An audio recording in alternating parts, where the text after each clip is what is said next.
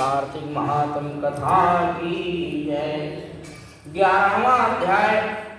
श्री नारद जी ने कहा कि एक समय जलंधर पत्नी सहित असुरों से सम्मानित होकर के सभा में बैठा था, तो परम कीर्तिमान श्री शुक्राचार्य जी वहां पहुंचे और जिनके तेज से सब दिशाएं प्रकाशित हो गई। गुरु जी को आता देख करके असुरों सहित सागर पुत्र ने उठ करके बड़े आदर से उनको प्रणाम किया और तेजस्वी शुक्राचार्य जी ने सबको आशीर्वाद दिया। फिर एक आसन पर बैठ करके सब दैत्य भी यथास्थान पर बैठ गए और सागर पुत्र ने नम्रता से यह प्रश्न किया कि हे गुरु जी, राहु का सिर किसने काटा था? बोलिए श्री नारायण भगवान की जय। आप हमें यह बतलाइए।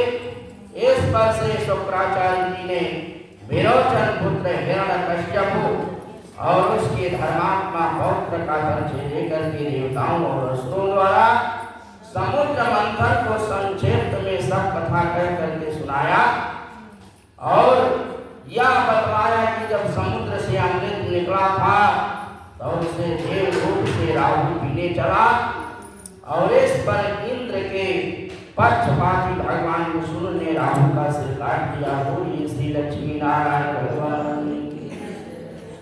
यह सुनने के साथ ही जलंधर के नेत्र लाल हो गए और उसके बड़ा क्रोध किया और फिर आपने धस्मर नामक दूत को बुला करके गुरु का कहा हुआ सब वृत्तांत सुनाया और उसे यह आज्ञा दी कि तुम शीघ्र ही इंद्रपुरी में जाकर के इंद्र को मेरी शरण में आओ। बोलिए श्री नारायण भगवान की। दासमा जलंधर का बड़ा निपुण दूत था, वह शीघ्र ही इंद्र की सुधर्मा नामक सभा में जा पहुंचा और जलंधर के शब्दों ने कहा हुआ कि देवता हम तुमने समुद्र को क्यों मथा और मेरे पिता का सब रत्नों को क्यों ले लिया और ऐसा करके तुमने अच्छा नहीं किया। यदि तू अपना भला चाहता है तो उन सब रत्नों सहित देवताओं के साथ मेरी शरण में आ और अन्यथा हे सुधर्मा, मैं सत्य कहता हूँ कि तेरा राज्य ध्वंस हो जाएगा।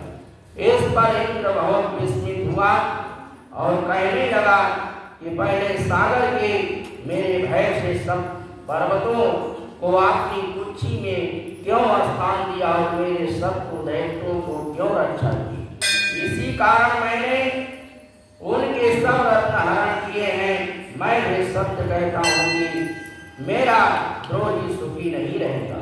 बोलिए श्री नारायण भगवान की, श्री शंकर भगवान की। इंद्र की बात सुनकर के राहु तो शीघ्र ही जलंधर के पास आया और सब बातें उसे कह सुनाई और इन्हें सुनते ही बात है तुम्हारे क्रोध के अपने वोट कर गिराने लगा और देवताओं को जीतने के लिए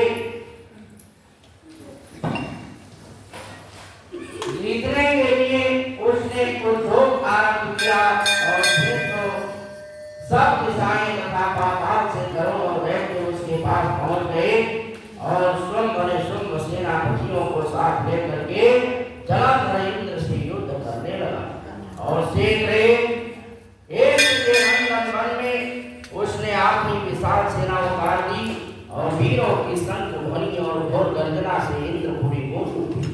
अमरावती घोर देवता उनके युद्ध करने चले और भयानक मार काट हुई दोनों पक्षों के आचार्य अपने अपने मृतकों को जिलाने लगे और असुरों के आचार्य गुरु और शुक्राचार्य और अपनी मृत संजीवनी विद्या से और देव गुरु बृहस्पति द्रोणाग्नि से औषधि ला करके मुर्दों को जिलाने लगे।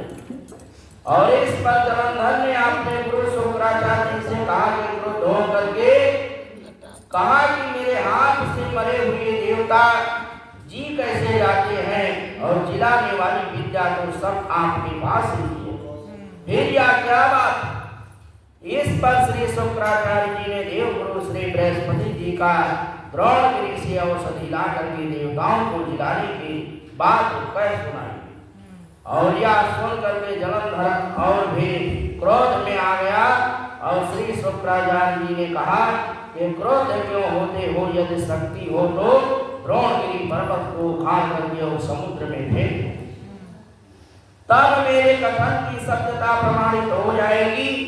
इस पर जलंधर क्रोध होकर के शीघ्र ही द्रोणगिरि पर्वत के पास जा पहुंचा और अपनी भुजाओं द्वारा उसे जड़ से उखाड़ करके समुद्र में फेंक दिया। बोलिए श्री शंकर भगवान की। या भगवान शंकर का तेज था, इसमें जलंधर की कोई विचित्रता नहीं थी। पश्चात यह सागर पुत्र युद्ध भूमि में आकर के बड़े वेग से देवताओं का संहार करने लगा। और जब बृहस्पति औषधि लेने गए तो द्रोणगिरि पर्वत पर पहुंचे तो द्रोणगिरि पर्वत की जगह वहां पर उन्हें सूना मैदान दिखाई पड़ा। तो वह भयभीत होकर के देवताओं के पास आए और कहा कि युद्ध बंद करो, तुम लोग अब जलंधर को नहीं जीत सकोगे। पहले इंद्र ने जो भगवान शंकर का अपमान किया था, यह उसी का फल है। बोलिए श्री शंकर भगवान की। यह सुन करके देवता युद्ध की आशा त्याग करके अंतत ही व्याकुल होकर के इधर उधर भाग निकले और सिंधु सुख निर्भय होकर के अमरावती में प्रविष्ट हो गया। और इंद्र आदि देवताओं ने गुफाओं में शरण ले ली। बोलिए श्री नारायण भगवान की।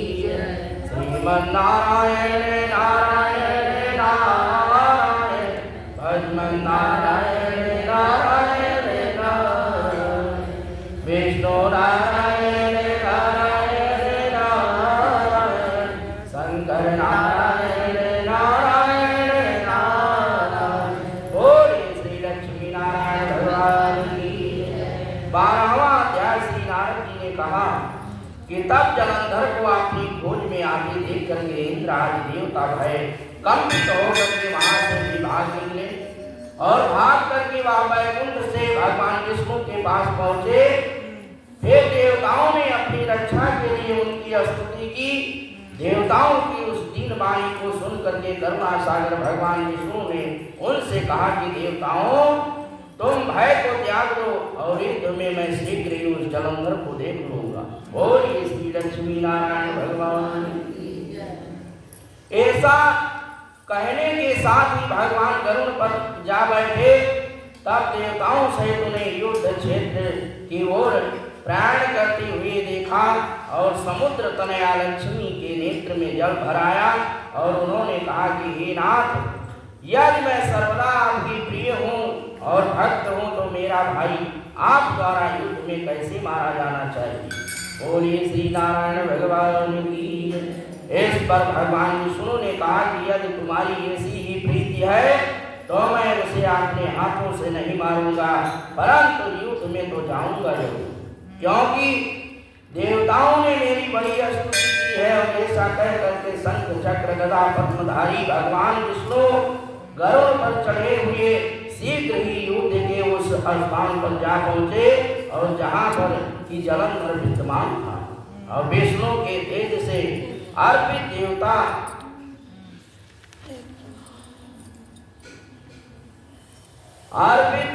संगनाद करने लगे। फिर तो अरुण के अनुज और गरुड़ के पंखों की प्रबल वायु से पीड़ित होकर के दैत्य इस प्रकार घूमने लगे जैसे आंधी से बादल आकाश में घूमते। तब अपने वीर दैत्य को पीड़ित होते देख करके जलंधर ने क्रोध होकर के भगवान विष्णु को अद्भुत वचन कहकर और उन पर कठोर आक्रमण कर दिया। और यहाँ से आगे की वार्ता वर्षा ऋतु की संपत्ति की घोतक है। बोलिए श्री नारायण भगवान की। श्री कृष्ण गोविंद